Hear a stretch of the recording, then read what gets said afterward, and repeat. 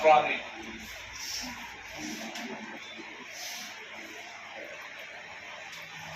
పెంపొందించడానికి సత్యనిష్టపూర్వకంగా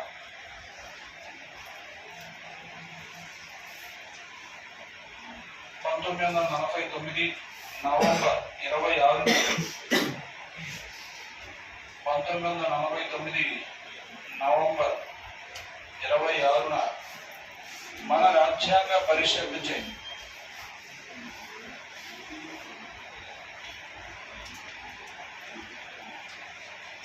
శాసనంగా రూపొందించుకున్న రాజ్యాంగాన్ని మాకు మేము సమర్పించుకుంటున్నాం.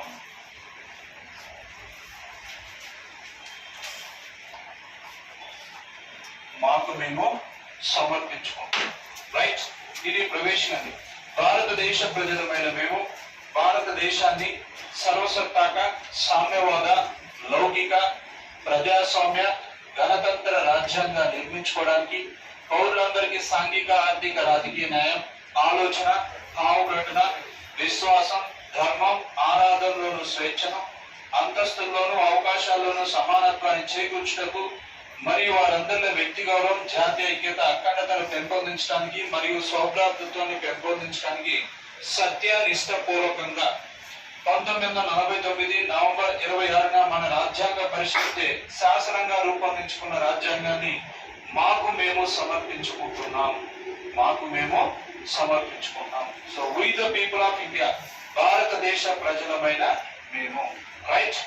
సో మరి సర్దార్ స్వరణ్ సింగ్ కమిటీ సూచనల మేరకు ప్రవేశికను ఎన్నో రాజ్యాంగ సవరణ చట్టం ద్వారా సవరించారని నేర్చుకున్నాం. మనం 42వ రాజ్యాంగ సవరణ చట్టం 1976 ద్వారా సవరించి ప్రవేశికకు 3 పదాలు చేర్చారని నేర్చుకున్నాం. రైట్. సో అవేంటి? సామ్యవాదం, లౌకిక, అలాగే అఖండత. దీన్ని సమగ్రత అని కూడా అంటారు. ఈ పదాన్ని చేర్చడం అనేది జరిగింది. రైట్.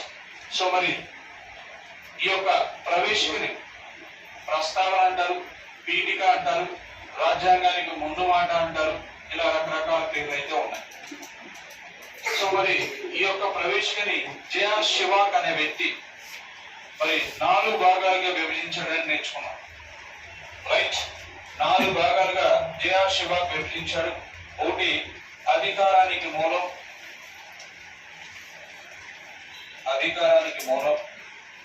2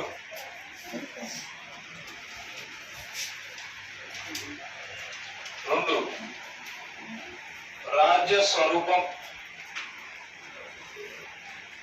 3 రాజ్యాంగ లక్ష్యాలు.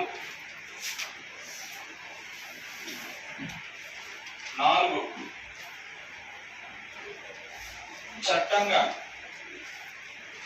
చట్టంగా ఆమోదించి అమలులోకి వచ్చిన తేదీ. చట్టంగా ఆమోదించి అమలులోకి వచ్చిన తేదీ. సో మొత్తం ఎన్ని రకాలుగా ఇచ్చారు?